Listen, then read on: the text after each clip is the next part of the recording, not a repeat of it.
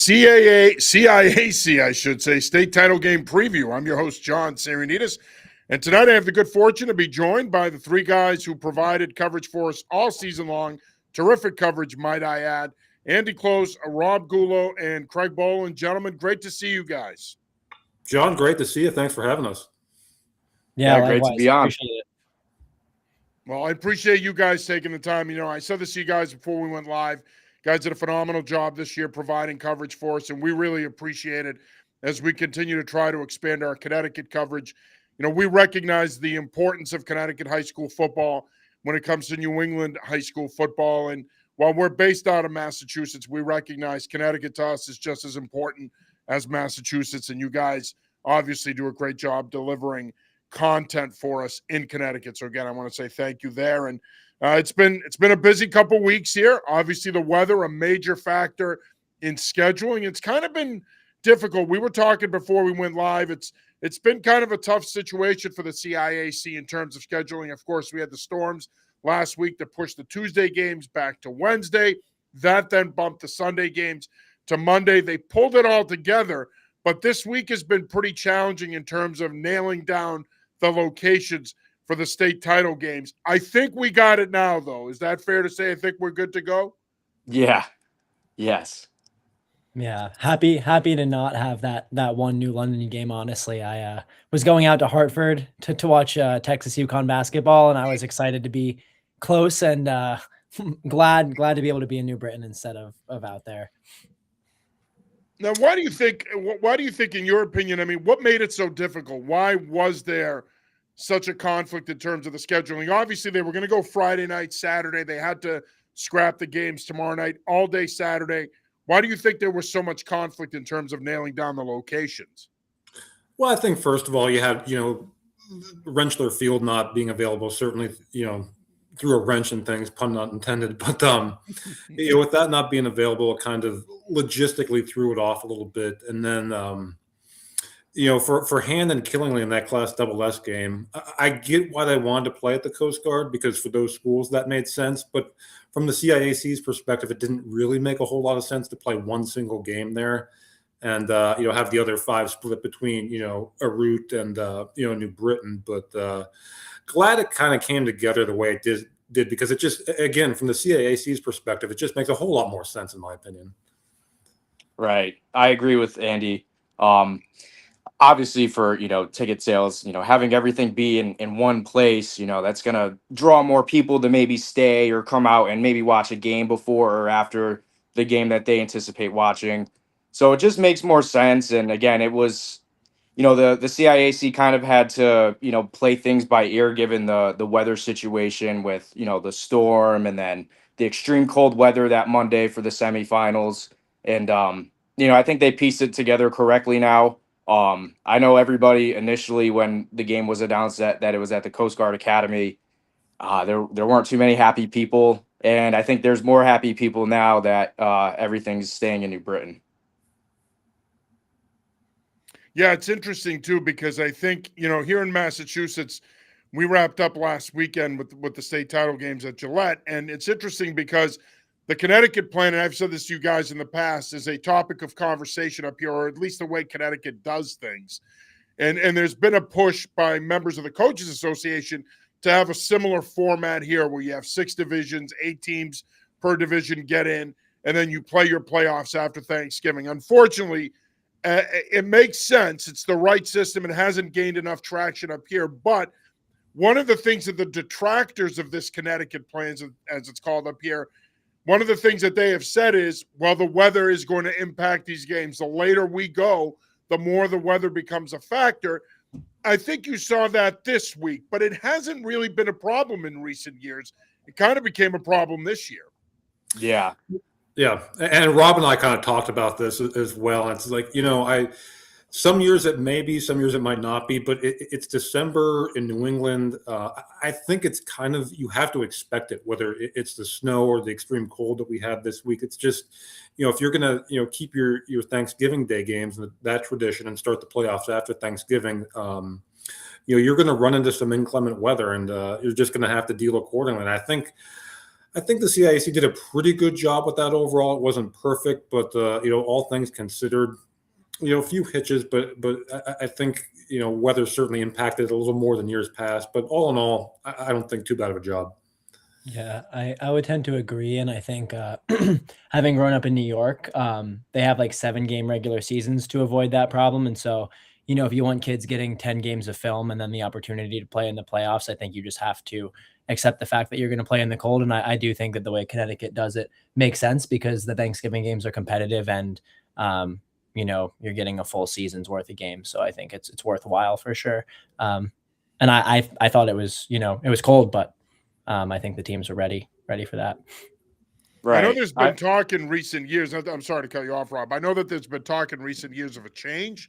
Could you see that potentially where they kind of do what we're doing up here, where the season ends before Thanksgiving? I actually talked to a coach today that's playing this Saturday, and what he was more concerned about more than anything else was, regardless of weather, dates, he's more concerned about preparing for the 2 toughest games in a week span, like having playing on Monday and Saturday. So that's what I was told was, a concern from a lot of coaches. But again, it's the Northeast. Like, it's not going to be 50-degree weather on a Tuesday night in December. So, I mean, me personally, I grew up here. I'm used to the cold. Like, I played high school football in the cold. If all these kids in high school, if they want to eventually play college football and in the NFL, look, if you're going to play a game in December, January, and it's 0 degrees, you think Buffalo is going to say, well, Buffalo might, but, Kansas City and in Miami, a couple years ago, they're not canceling that game. So, I mean, it's one of the things that we're accustomed to. It's the Northeast. It's cold. Play football if you can. If there's a snowstorm or inclement weather in the way, then I could see how that's different. But again, Andy and I, we spoke about this one-on-one, and we had our own opinions on it. But everything really centers around the Thanksgiving Day schedule. If you're going to have a Thanksgiving Day schedule, then you're going to have to prepare for a much longer season than the surrounding states. You're going to have to deal with more rest time and more bye time late in the season if you're one of those playoff teams. Look at New Britain; they had an 18-day layoff. So like there's always going to be people saying, "Oh, we should do it this way, we should do it that way," but it's never going to be perfect. But I think it's fine how it is right now. Yeah, and Thanksgiving, let's be honest, Thanksgiving is kind of the wrench in the plan, if you will. It's an issue up here, and I know it's been talked about in Connecticut as well. And of course, you have the various factions that believe we should get rid of it, and the tradition is outdated. But I always remind people, especially up here and down there, there's a lot of these rivalry games that have been going on for a long time. Good luck prying them away from those communities. It's just not going to happen. And while, yes, Thanksgiving has lost its luster, you're seeing more schools now play Tuesday night, Wednesday night. Despite all that, it still matters to a lot of these communities. And it's a financial boon for the schools because it's your biggest payday of the year in terms of ticket sales and the gate you bring in. So you're not going to bring in that gate in any other sport, probably not in a bunch of sports combined. So, yes, while there is this fervor to get rid of Thanksgiving because it would free up the schedule a little bit, it's not going away anytime soon. And I think whether it be Massachusetts or Connecticut, I think both schools and the governing bodies are going to have to work around it. Yeah. And for what it's worth, growing up in Connecticut, living here my whole life, playing high school football here, I don't think it's that big of an issue that change will happen. That's at least anytime soon, from my understanding. Yeah. So you don't see them changing the format and doing something similar to what we have here? Not yet. And Connecticut, I forget which year it was, but it was 5-6 years ago when they expanded from 4 to 6 classes. And even they got a lot of backlash from that. I mean, a lot of people think it should have been at 4. A lot of people think, it was more competitive that way, which it is. And a lot of people just don't think Connecticut's big enough for 6 classes. Or obviously, this is probably the same case in many other states. Put a private Catholic school division in its own division. And maybe that could be we its could own. do a whole show on that. Oh, yeah. Oh, yeah. It is a major topic of conversation up here because we have so many Catholic schools and private schools. Connecticut, you only have a handful of them that play football, and then you have the privates. But up here, it's public schools are literally in a vice. But the reason I bring it up is, again, there is a push forward here. But the Catholic school conversation, like I said, we could do a completely separate show on that. But let's just jump into the games here. Obviously, it's a great slate of games. Again, as you mentioned, Rob, you got 6 divisions or 6 classes in Connecticut. By the way, here in Massachusetts, we have 8 divisions. If people in Connecticut think 6 is ridiculous, try operating in a state where you have 8. 8 is a whole nother conversation as well. But you have 6 classes in Connecticut. When I look at these games at first glance, I think that you have some pretty intriguing matchups here.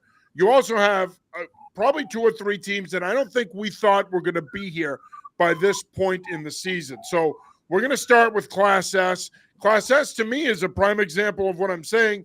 You have Sheehan and Northwest Catholic that are going to be playing on Saturday for a state title. That game, of course, will be played at 1 p.m.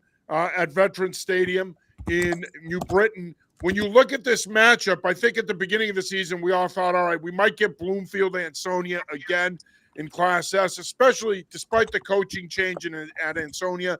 They were bringing back a bunch of talent, especially up front. Bloomfield graduated probably a little bit more, but they were still bringing back some talent. I don't think we saw this matchup coming. Bloomfield and Ansonia struggled. That opened up Class S rather. It became a more competitive field, and you get this matchup here. Your initial thoughts on this matchup and how do you see it playing out? Andy, I'm going to start with you. Yeah, I mean, it's funny you mentioned Bloomfield and Ansonia. Ansonia is who Northwest Catholic beat to get here 21-0.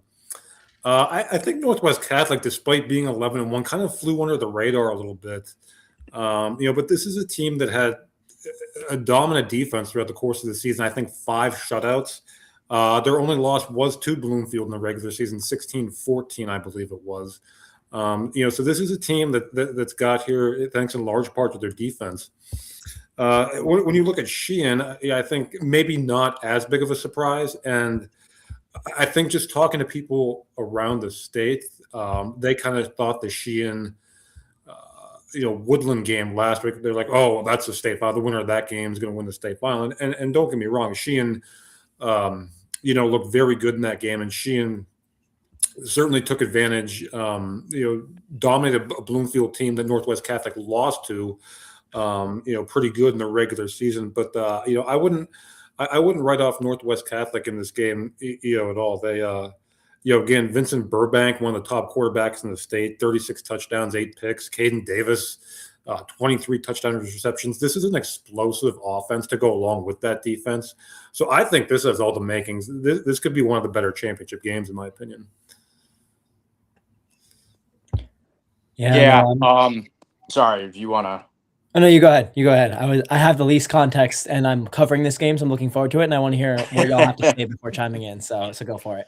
Awesome. To go off of one of Andy's points, I don't think it's that much of a surprise to see Sheehan in the state title game as much as it is to see Northwest Catholic. When you look at it, Sheehan, they dropped down from double S to S this year. And last year, they were the double S runners up. They lost 48-33 to Killingly, which if that game were played this season, that would be Killingly's closest game. So Sheehan, they had a tough schedule. They played like Fairfield Prep. Let me just look at the teams that they played compared to Northwest Catholic. They played Fairfield Prep. They played Cheshire. They played Shelton, who's solid. They played Amity. So they played bigger opponents than Northwest Catholic. Northwest Catholic plays a lot of this. They're in Tier 4 CCC, which is the smallest tier in the CCC. So they're playing all these smaller teams like Plainville, Rocky Hill, Avon, Tallinn, Bloomfield, which if you look at the competition of both teams' schedules, Sheehan clearly has the tougher schedule.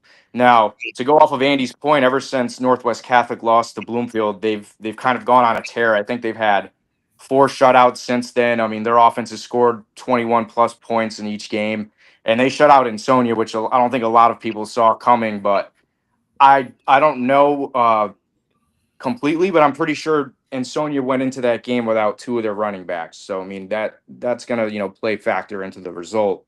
I think what may be the biggest surprise of all of this is Sheehan taking down Woodland by 3 touchdowns in the semifinals. I mean, That score Woodland, was surprising. Yeah. yes, and I thought that Sheehan would win just based off of level of competition. I know Woodland just ran through the NVL this whole season, and I was interested to see how they would play deep into the playoffs. And I'll say a 3 touchdown win for Sheehan. That is confident enough for me to say that they'll probably win this title game. Yeah, so I don't have as much context on these two programs going in, but I have seen some of the teams that Sheehan has on their schedule, and I see they beat North Haven, they beat Shelton. I know those teams had down years this season, but when you look at the number of kids that are on those programs, the level of physicality that they bring to the table, I think it is a little bit of a different level. And from the little I've just seen in clips, I think that's going to be maybe a big factor in the game. Is like, can Northwest Catholic kind of handle maybe like across the board that level of just speed and physicality? But as you both pointed out, they've been pretty dominant defensively and they have some playmakers. So I'm super excited to see the game personally. And off just looking at the schedule and what I've seen, I expect Sheehan to have a pretty strong performance, but I'm really excited to see it myself. All right, final predictions here. So it sounds to me like we're leaning Sheehan. What are your final predictions? I got Sheehan in this one. Yeah, I think Sheehan by a couple scores. Yeah, make it 3 for 3 out of Sheehan as well. Yeah, I think you guys bring up a great point. When you play a schedule like they played this year, you're battle tested. Typically, when you play that type of schedule, it pays dividends in the playoffs. It did for them. Northwest Catholic has had a nice season, a good run. Listen, there's no shame in losing to Bloomfield by a couple points. You mentioned their defense. It's been dominant all year. But I just think when you look at this matchup, and I think Craig brought up a good point about the speed and the physicality, their defense hasn't seen a lot of that this year. And I think that ultimately will prove to be the difference. Although Class S in recent years has delivered some really good championship games that surprised people. They were closer than people thought. So this could end up being a better game than we think. And I do think it'll be a good game. I don't think it'll be a blowout by any means. But I could see this being a 10 to 14 point win for Sheehan. All right, next up, we're going to go over to Class SS. And let's face it, in my opinion, this could end up being the game of the day. I agree. Now, Class SS for the last 2 years has been the Killingly Invitation, and it's been the Killingly Invitation this season for sure. They have been dominant. And I'll be honest with you, fellas, I haven't seen a program in any of the 6 states in New England, really in recent memory, even here in Massachusetts, as good as Catholic Memorial has been. And you can make a case they've been the best team in New England the last couple of years. But even as good as they have been, the level of domination from Chad Neal's Trailblazers is very impressive to me. I mean, they have literally run through everybody. Now, I do think Daniel Hand is a different animal, no pun intended. They're the Tigers. They're a different animal, though, because you're talking about Bobby Ray, Luca Boyce. They've got athletes. They could score. But this Killingly program has run roughshod through everybody, including the Division I state champion in Rhode Island, Bishop Hendricken, who they beat earlier this season. I mean, does Daniel Hand – I don't want to say does Daniel Hand have a chance. Of course they have a chance. But I guess the bigger question is, what do they need to do to keep this game close so that they can win it in the fourth quarter? Because in my opinion, that's the only way they could really win this game. They need to not give up 60 points to this Killingly team. I mean, I think Killingly scored 60-plus points in their last 4 regular season games heading into the playoffs, and they've scored at least 41 points or more in every single game this year. Again, it kind of like what we were talking about in the last preview. Hand has certainly played a more battle-tested schedule than Killingly. Like you said, they played the Rhode Island team, and then they had Massac in their crossover game. And Massac, kind of after winning the Double M championship last year, they had a down season. They're not in the playoffs, and they lost a lot from last year's team. So when I look at this matchup, I'm like, who has each team played? And Hand certainly more battle tested. But again, you on the Killingly side, you have probably the best running back in the state in Hayden Allard. I mean, I don't know the kid's numbers off the top of my head, but I mean his numbers are absurd. You know, he's the engine to that offense, and you know, no team has been able to figure them out or you know kind of contain them. And I don't know, it's going to be a good test for both teams. Yeah, I in fact do know Allard's numbers off the top of my head because he just went over 2,000 yards in their semifinal win. And John, you talk about the keys for Hand to potentially winning this game. To me, it comes down to a few things. Number one, ball control. They have to keep the Killingly offense off the field, you know, as much as possible. And the other thing is, I think they, you know, you got to win the turnover battle, and it might even come down to you know making a play on special teams as well.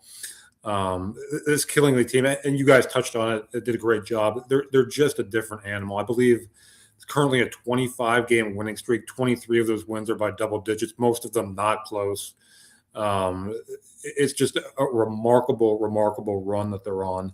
But I think, John, you said it, this could be the most competitive game of the day, and that has you know nothing to do with because Killingly's obviously been dominant. But this Hand team, I don't think we're underselling how good they are, but I think some people might not realize how good they are. Like you said, you know, Bobby Ray, Luca Boyce, that you know they're legit. They're really good football players, and I think they can, you know, if not win, I think they can go close to as toe to toe with this Killingly team as anyone has in a while. Yeah, and they have that kid Tim O'Malley, who's going to Lehigh. That's the catalyst to their offensive and defensive line. Yeah, like again, when I look at the matchup, I look at Hand's schedule. I mean, they play teams like St. Joe's, Fairfield Prep, Brookfield, Cheshire, Guilford. A much harder schedule, but I haven't seen anything that you know has me going against Killingly and their offense. So my prediction, I'll give my prediction early. I have Killingly winning by maybe one score, but this game is my least most confident pick. Least confident pick. Yeah, I'll give some quick thoughts in my pick as well. I'm actually gonna go the other way, and maybe that's me underestimating like just like how dominant Killingly really has been. But again, I've seen some of the teams that that Hand has beat.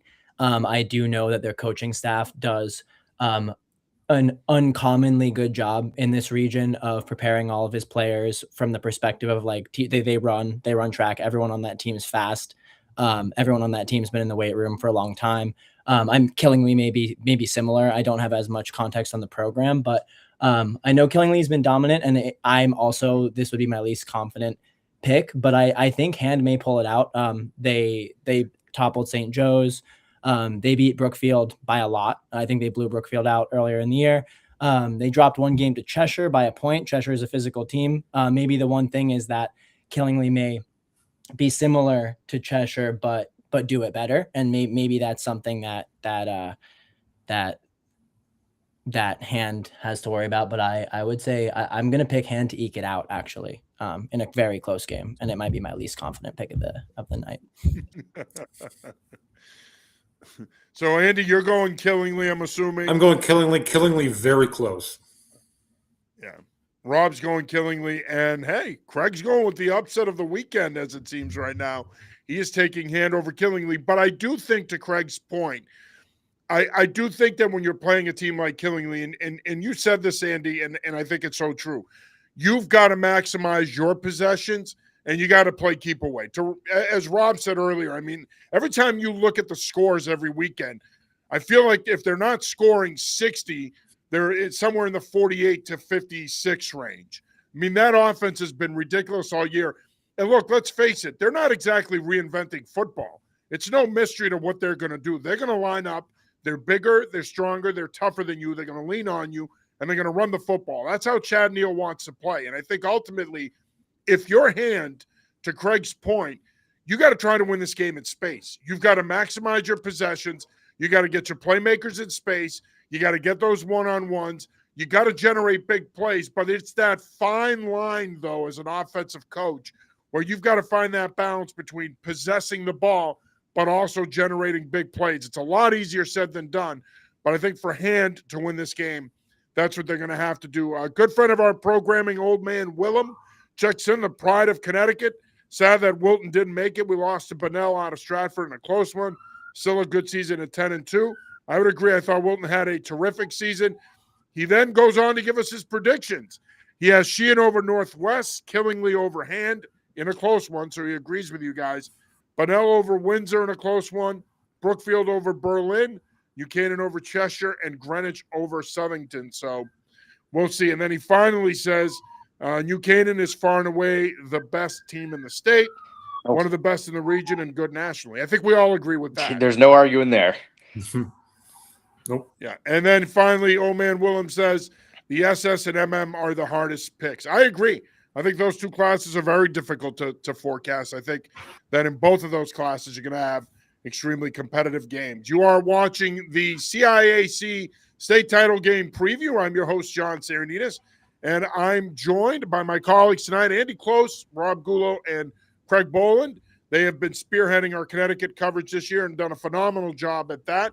As always, thank you for taking the time, guys. We do appreciate it. All right. No, go ahead. No, let's get back to it. Yeah. So, all right. So next up, we're going to go over to Class M. And I think Class M, look, I think at the beginning of these playoffs, it was safe to say, at least in my opinion, I thought it would have been an upset if we didn't have St. Joe's in the final. They would have gotten here. When you look at the schedule they played and how many big wins they had, I thought to myself, they're one of the three best teams in Connecticut heading into these playoffs. And then they get upset by Brookfield 6-3. And I don't know how many people actually saw that coming, but the defending champs are out. And as a result, we get a Brookfield-Berlin matchup now. Rob and Andy, you're very familiar with both programs, specifically Berlin. Did you see this coming? Did all three of you, did you guys see St. Joe's not getting here? Or at the very least, the possibility of them not getting here? Well, when you look at the matchup, when they got the tough draw, actually getting the 1 seed compared to Berlin getting the 2, because they played the winner of the Brookfield Guilford game while Berlin played the winner of the Holy Cross. I don't know, but anyways, St. Joe's Holy Cross Rockville. Yes, correct. So St. Joe's being the 1 seed, I go, oh, like their path to making the state game is much tougher than Berlin's, just given who they had to get through in the postseason. Yeah, I'm shocked that St. Joe's lost. Now, if there's a team to beat them in the class, it would have been Brookfield or Berlin. So at that, I'm not the most surprised at. I was able to see St. Joe's twice this season for you guys, and going down there, my initial thoughts were, they probably have one of the best defenses in the state. They're one of the most disciplined, well-coached teams in the state. They have good players. They didn't do anything on offense that was super flashy. They didn't really have breakaway speed, but that, from my understanding, that's not really what they're built on. It is a surprise to see that, and it is a little surprising. And to your point too, Rob, they definitely one of the best defenses in the state, but they got beat in a defensive game by a team that is also one of the best defenses in the state. You're talking about a Brookfield team, 7 games they held opponents in single digits, 3 shutouts. I don't, to me like that. It was a surprise that St. Joe's lost, but the style of game, I don't think should have been a surprise to a lot of people when you're talking about 2 teams that play defense, at that level. But to John's point, I would have said St. Joe's, one of the 3 best teams in the state. So to not see them here playing on championship weekend, is it a bit of a surprise? Absolutely. Yeah, honestly, I would agree. I would say outside of New Canaan, in my opinion, St. Joseph was the most impressive team that I had seen this year from like just top to bottom. So I was very surprised to see that. Brookfield, though, has a really physical team, a really well-coached team, and they're returning 2 guys that I thought were super impressive when I covered them last year, Balsey and Buttendorf. So surprised, but excited for this game. So, if I may add, what makes this game interesting too is it's a rematch of the Class M semifinal from last year, in which Brookfield won 28-0. So, Brookfield avenged its loss last year to St. Joe's in the semifinal. Now Berlin has a chance to avenge its semifinal loss to them last year in the state championship game. So I find that kind of interesting between the matchup.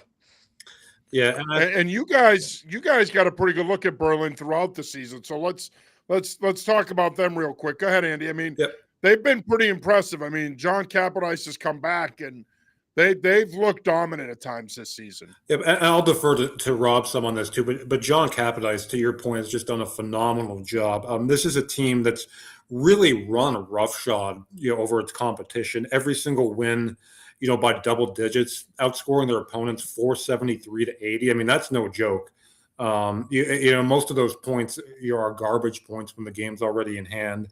I think Rob and I, from almost the very beginning, we're on Berlin as being one of the better teams in the state. I know everyone didn't feel that way, but John's just done a phenomenal job, and this team, Cody Puzio has been excellent at quarterback. The defense has just been shut down, and again, they've really. I'll let Rob speak more to this, but just really, really, for the most part, run roughshod, over their competition all season. Yeah, I've gotten to cover them like 6, 7 times this season in person, so I'm very familiar with them. And yeah, like Andy brought up, the return of Capodice, I think that is, it's not understood as much around the state as much as someone like me would understand. Where I'm around that community. I've talked to their parents, I've talked to players, I've talked to the coaching staff in place now, and the former coach Joe Resimowicz, he's a well-respected guy in the community. Whenever I worked with him, he was one of my favorite coaches to work with. He's a great guy. He's an amazing coach, and everybody will say that. Capodice is just a different coach. I mean, he brings over 10 years of coaching at the college level. He's also a Berlin guy. He was the guy running things before Joe, and he's the guy that has brought Berlin its only state championship. I mean, this is going to be their 11th state title game, and they've only won once, and it was with Capodice. So I think just getting him back and him implementing his system and everybody buying in, I think that was very critical in their run to their state title. And to go off Andy's point about Brookfield, I mean, they're a great defense. They averaged, I think, 11.2 points per game on defense. Berlin allows like 6.7 points per game, which I'm pretty sure is the best in the state. Brookfield, they may have played a little bit tougher schedule than Berlin did, but as Andy mentioned, I mean, most of Berlin's points that they've given up this season have come in garbage time. And I think after their week 2 win against Bloomfield 38-20, they haven't given up more than 8 points in a game. So they're built upon their dominant defense and their run heavy offense. When I wrote the preview story for you guys earlier, I think they have like 4 or 5 guys on their team with 370 or more rushing yards, which I know that might not seem like a crazy stat, but again, it's a 10-game season. And for that many guys to get, the rock and to have that much of an impact on the offense, they have so many weapons on that side. So how do you guys see this playing out ultimately? What's your prediction? I'm going Berlin. I could see this being like a 24-18 game. I don't think it's going to be a high-scoring game. I think both offenses will find a little bit of success against, each other's stout defenses. I have Berlin, who I think has the better defense by a little bit. Yeah, I'm with Rob on this one. I think it's going to be a close, low-scoring game. I could certainly see a scenario which Brookfield wins, but I've been on kind of the Berlin hype train all year, and I can't stop now. I think they win a close game. Yeah, so admittedly, I have much less context on Berlin overall, aside from checking out the schedule, just like, again, watching a little bit. Their defense looks really impressive. They look super well coached. And I'm less familiar with their level of competition. Having seen Brookfield last year, having seen them beat St. Joe's, I think if Balsey and Buttendorf can make plays and maybe score a touchdown or two, and if the game really is super low scoring, I could see Brookfield eking it out. Maybe I don't want to swing the other way again, but I think I'll take Brookfield in a super close game. And again, I'm super excited to see this one, being not as familiar with Berlin myself. One more nugget that I'd like to add. I might look too much, like a little bit too much into it, but I like to look at like who's played who whenever I kind of do like playoff previews and just to get like an idea of each team. Berlin all season, I mean, they might not have had as tough as a schedule as Brookfield in their regular season.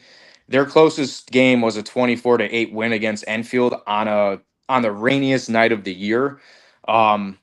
Brookfield, they had a close game against Guilford, who's a really good team. They lost, or they won by a touchdown. I look at that game, and Guilford's a very well-respected team. They're good. Andy saw them play, I think, in week 1. They just edged out a Bristol Eastern team that didn't have that much success. And I know that's far, far away, but that's just one of those things that I kind of, keep into consideration when I look at these previews. And same thing with for the next preview, a common opponent, Newtown being of Bunnell and Windsor's, which we'll get to. All right, and we'll use that as our segue here to take a look at the Class MM state title game, which, as Rob mentioned, features Windsor and Bunnell. It is a 1-3 matchup. Look, going into these playoffs, these two teams along with Wilton, I should say, were the 3 favorites. Some combination of 2 out of these 3 teams we're going to end up meeting in the state final in Class MM. I'm not as surprised that it's these two. Wilton played a really good schedule. They had a really good year. But I think at the end of the day, cream rises. Bunnell was playing some pretty good football down the stretch. Windsor's been really good from start to finish other than one hiccup. This is another game that I think, fellas, has the potential to be one of the best games of the weekend. I mean, I think Killingly Hand is one of them, and I think the next game, in my opinion, that could be as good is this one. What can we expect from what should be a really good matchup that is going to be a contrast in styles? Windsor can score points with the Gatorade Player of the Year, A.J. Robinson, but Bunnell plays some good defense, and they're able to slow the game down. I think that this could be a shootout. You mentioned the Windsor side. They're another high-powered offense, and, they're led by Gatorade Player of the Year, Anthony Robinson. They have 2 really good threats at receiver in Masani Brown and Jaden Compton. They each have 1,300-plus receiving yards this season. So, I mean, and I saw this team play Newington last week, and they're dominant. I mean, they look the same that they did last year. I know they have the coaching change with Quinn replacing his father, Rob. But again, it doesn't seem like they've lost a step in that regard. They had 2 shutouts for their playoff victories, and they kind of got an easier draw in the first round, and then in the second round, Newington, they're a good defensive team. They don't have an impressive offense, so to still beat a team like Newington 42-0 is pretty big. I expect it to be a high scoring game, and this is Windsor's second year in a row heading back to the state title game. I know after their win, Quinn said, ever since the start of the season, we've been thinking about making it back to the state title game. So I know this is a hungry team coming in, and I know Bunnell is as well. And I expect it to be a high scoring game. Because on the Bunnell side, they have the kid Roddy Ricketts and Ricky Miller, who are both 2-way stars that seem to be, the key to their offense and their offensive success. And I know that kid Ricketts already getting some good D1 looks, and it should be an interesting matchup between those 2 teams. Yeah, I think all good points. Ricketts and Miller kind of a 2-headed monster there in that backfield. The Bunnell defense kind of equally as dominant, 14 points or fewer. In 9 of their 10 wins this season. But this Windsor offense is a little bit of a different animal. Just a couple of notes on Robinson, really putting together maybe the best single season ever by a quarterback in the state of Connecticut. Needs, I believe, 189 yards to become the single season, passing yardage leader. I think needs 5 touchdowns, which isn't out of the question for him to tie the state record as well. So just a really, really, special season. I think that's been well documented, by everyone, what he does. And to your point too, on Brown and Compton, both those guys with 18 receiving touchdowns. I mean, it's impressive if you get one guy to that total, but to have 2 guys like that, that's, again, this Windsor offense is just a different animal. And to your point too, since that loss to Southington, 28-7, 60, 61, 50, 61, 42 points, outscoring their opponents 214-25. You think that made them angry a little bit? They've really turned it up a notch since then. And I'm with you guys. I think certainly the double S game and this MM game here as well. Probably, this is going to be just a whale of a football game. Yeah, I think before even jumping into like what my thoughts are on the outcome, I think it's really a testament to the talent that is still in Connecticut and in public school football. Like, if there were if to the earlier points, if there was 3 playoff divisions and there was a small, medium, and large, and there were teams like Hand and Bunnell and Windsor and Killingly and some others all kind of in one playoff bracket, it'd be really awesome to see because yeah, I think the skill talent on both teams, especially for this area, is going to be really, really impressive. I saw Windsor at a 7-on-7 tournament this summer in New Canaan that there were prep schools there. There were like some New York Catholic schools there. There were some big public schools from New York there as well. And I think Windsor took it, if I'm remembering correctly, and they looked did. excellent. Yes. They looked excellent. They really did look like the most impressive team there. I also saw Bunnell. They had a more competitive game than with New Canaan than the final score might have shown. And I know that they're super well coached. A good friend of mine who played at Yale knows Ty Jenkins. I think he's done a really, really awesome thing with that program. They're putting players in college regularly. They're trying to, really establish something. So I'm excited for the game in general. I think it's going to be awesome. But I think as both of you mentioned, AJ Robinson and the receiving core at Windsor has been, pretty unmatched, I think, in the state this year. So. Yeah. So with that said, what are your final predictions? I have Windsor. I'll also take Windsor, but I think in a really close, awesome game. All right, I'll be the odd man on this one. I've gone back and forth on this. Admittedly, I'm going to take Bunnell. Rob, go ahead. I know you wanted to make one more point here, and then I just wanted to follow up real quick. Yeah, the one thing that I wanted to bring up was like the last point I made in the last preview. You look at their schedule, their regular season schedule, and they do have a common opponent in Newtown. And Bunnell played them, I think, week 5, so mid-season. So it's not like it was a week 1, week 2, week 3 game. They played them in the middle of the year, and Newtown's a very good team. They lost 24-0. You look at Windsor, they beat that same team 34-31 in the third game of the season for their third closest game of the year. So again, I look into, who's played who and if there's any common opponents. And I always like to just kind of keep that with me when, I'm looking at these games or heading into them. So just thought that was a little interesting. Well, and the other thing to keep in mind here is Windsor's going to want redemption after what happened last year in terms of them not winning a state title. So this is their opportunity, and this is a senior-laden team. And typically when you have a junior team that loses in a state title game, that group is 10 times hungrier to not only get back there, but to win it and prove that they deserve to win it. And I think that when you look at this Windsor team, they haven't skipped a beat. You mentioned Rob Fleeting steps away. His son Quinn Fleeting steps in. As Craig said, they won the grip it and rip it 7-on-7. They've been impressive from start to finish, really, even though they have that one loss. But I mean, again, I think one of the dynamics at work here is that piece about this being a senior-laden team that wants to atone for what happened last year. All that being said, this Bunnell program has been very competitive the last 2 years. You mentioned Ty Jenkins. He has done a terrific job there, really getting that program back on the map in terms of the Connecticut high school football picture. And to get them to a state title game is impressive. And I think they're going to give Windsor all they can handle, but this has the look of being Windsor's year. So we'll see. All right, next up, we're going to go to the Class L bracket. And again, we talk about invitationals. I guess we can call this the New Canaan Invitational or the Lou Marinelli Classic. I don't know what we want to call it, but Yeah. New Canaan is back. Excuse me, looking to win another state title, taking on Cheshire, a Cheshire team that coming into the playoffs was the 3 seed. Look, we know how good New Canaan is. They're a juggernaut, one of the best programs in New England. In my opinion, if you just separate the publics, they might be the best program in New England, certainly top 3 to 5 anyway. But when you look at them, they can beat you in a myriad of ways. They can win a close game. They can win a shootout. They can win running away. There's really no way to play this team because, let's face it, they reload every year. I mean, coming into this season, they graduated a bunch of talent from last year's state title team, but I have no worries. You have Esposito back. They're good up front. Marinelli and his staff do a great job. Coach Newman of managing the offense.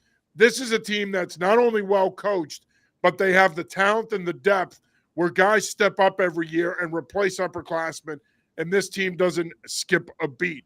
So I think the obvious question here is, fellas, does Cheshire have a chance? Or is this a fait accompli that New Canaan's going to win another state title?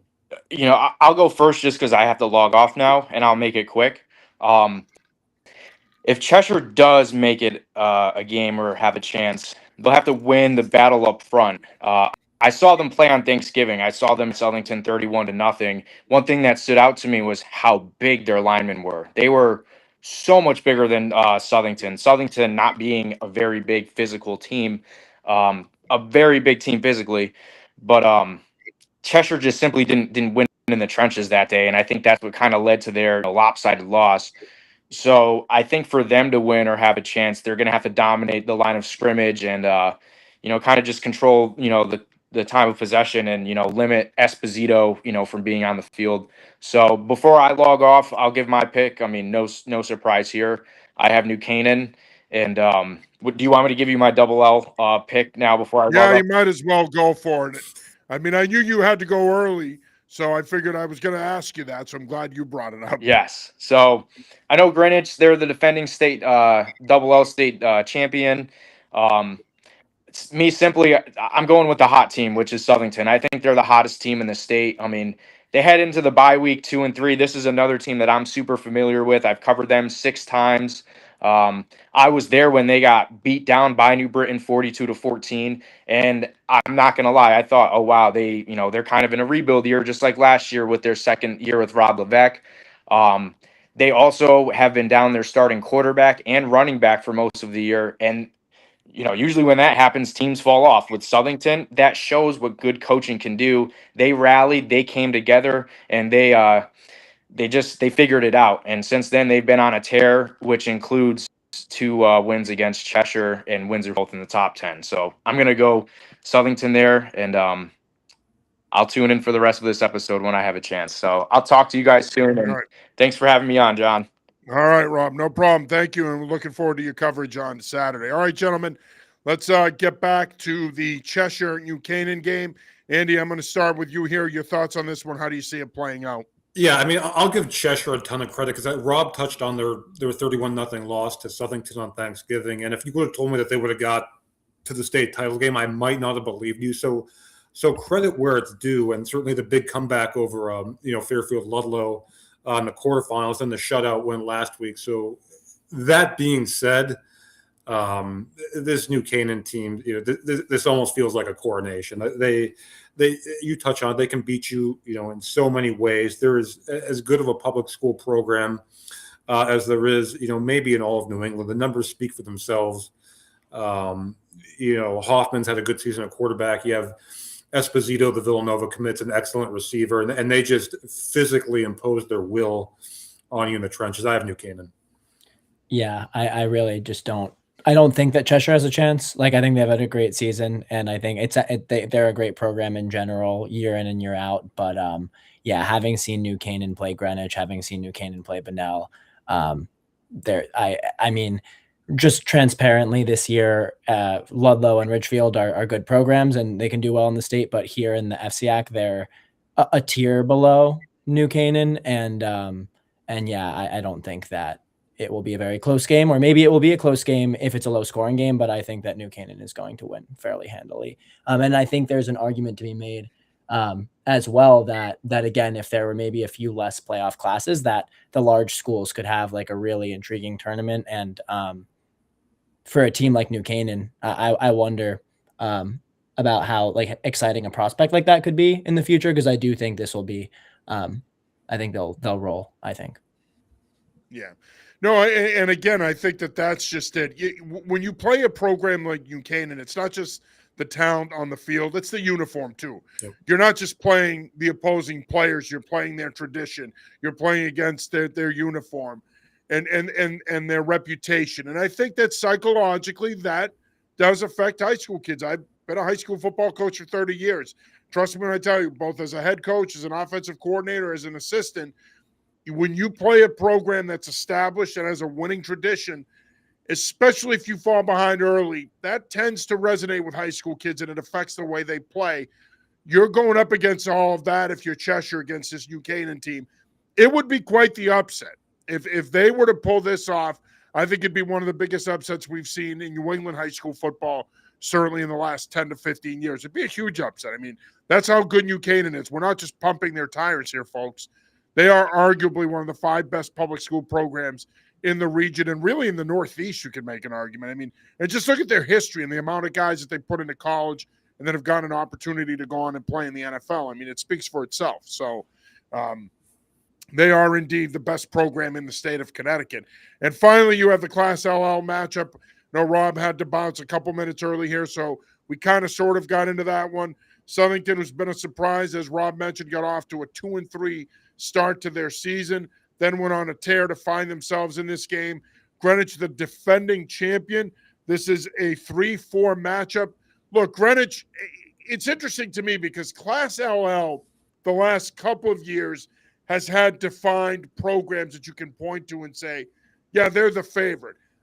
I guess you could say coming into the season, Greenwich was the favorite, but I felt it was wide open all year. And that's why I think ultimately Southington ended up in this game, because it was wide open. West Haven wasn't as good. Fairfield Prep was good.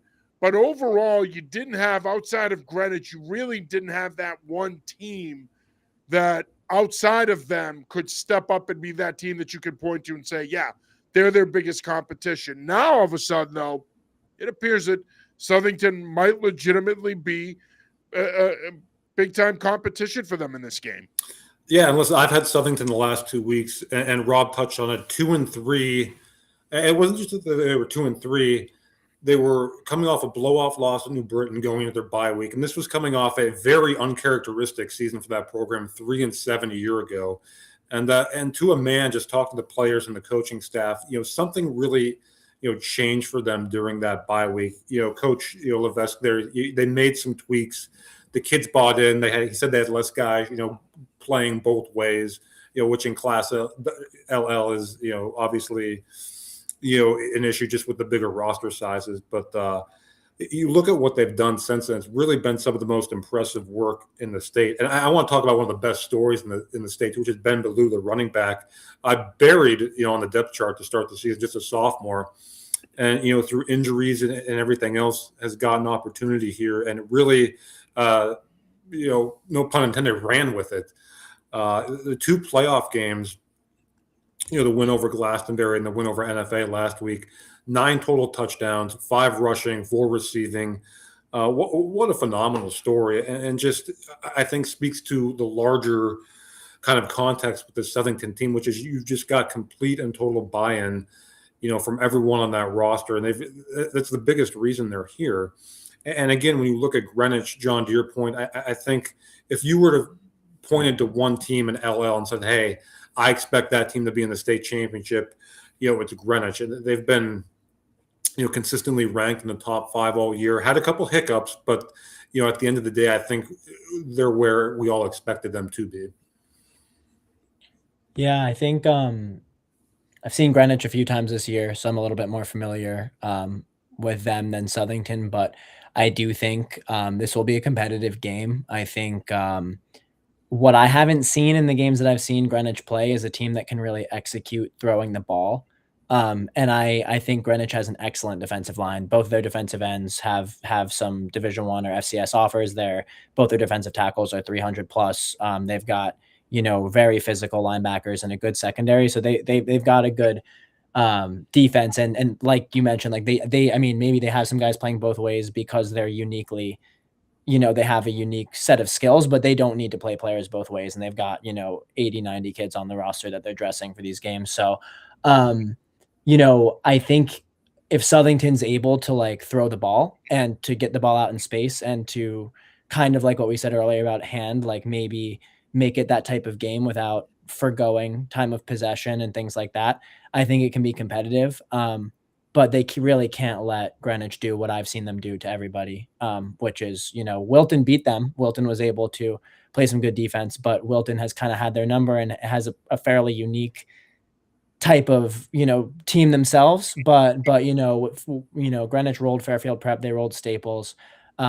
And so Southington's going to need to execute throwing the ball, I think, for it to be a good game. But I think it could be. And I think, a team that can do that can have a chance to win.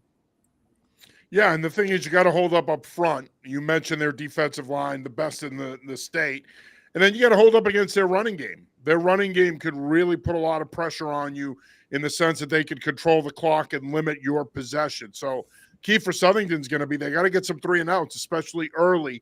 And they've got to maximize their possessions if they want to have any shot of hanging around in this game and potentially winning it, because that's where Greenwich, I think, makes it tough on teams, is they can not only control the clock, but they could wear you down on both sides of the line of scrimmage, which is what makes them tough to play against. Real quick, before you give me your predictions, were you surprised that New Britain got bounced in the first round? I mean, that never happens in any kind of a 1-16, 1-8 scenario where the 1 seed not only loses, but loses convincingly like they did.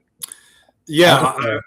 Oh, sorry, Greg. Go ahead. I'll defer to you being the local on this one, and me not being as familiar with those programs. Although the New Britain running back's extremely impressive, but otherwise I'll defer to you for this take. Yeah, and in fact, watching Southington NFA, my initial reaction. This was no disrespect to NFA, but I'm thinking to myself, New Britain lost to this team 35-0.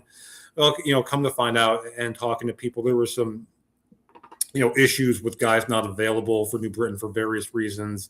As Rob said, they had the 18-day layoff. But again, I remember being at that, at the Southington Glastonbury game and kept giving people updates when I was seeing scores on that game. And they're just like, really? Like, what's going on with New Britain? So, yeah, long story short, I think that surprised a lot of people, because I think a lot of people, myself included, thought New Britain had a chance to be playing, this Saturday for a state title. But, funny things happen sometimes. It's just kind of the perfect storm of bad for New Britain kind of led to that shocking score. Yeah, and like I said earlier, I think the door was open for them to make a run here. Staples not being as good as they've been in recent years. Same with West Haven. There was opportunity there. Fairfield Prep was good. We thought we could potentially get a Greenwich-Fairfield Prep matchup here at some point, potentially for the state title game. We ended up getting it the round before that, with Greenwich, of course, winning 31-10. But the door was open for them to make a run, and they didn't take advantage of it. It is surprising. And I think the 18-day layoff does factor into this. Craig mentioned Jaden Allen. I mean, look, it's good for a kid like him who had as many carries as he did this year, but it can also be bad for your football team. Now, that's a long time to not play a game, especially down the stretch. You want to maintain your momentum. You want to have that mojo heading into the playoffs. Not playing for as long as they did, I think, proved to be costly. And you mentioned there were a couple of player things. We had heard the same thing.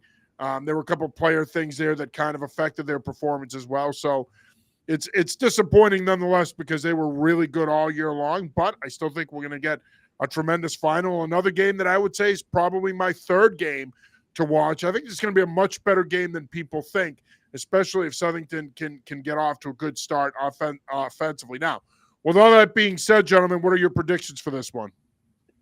I'm going to go with Greenwich. I think it'll be a really close first half. And I think in the second half, as we get towards the end of the game, they may start to control the clock a little bit. So I'll say a closer game than maybe people think, but I'll say Greenwich by maybe a touchdown. I agree. I love what Southington's done. I love the story. I think they come into this weekend playing as well as anyone, but I have Greenwich very close, 1-score game that I think, comes down to, the fourth quarter, maybe a final possession type deal, but I like Greenwich. All right. Well, gentlemen, I want to say thank you for taking the time tonight to join us for our CIAC state title game preview. Really appreciate it. We look forward to your coverage on Saturday. As always, make sure you follow these gentlemen throughout the day on Saturday. They'll have updates from all the games, as well as interviews and all other information that you need on Championship Saturday in Connecticut. So, gentlemen, thanks again. Appreciate the time.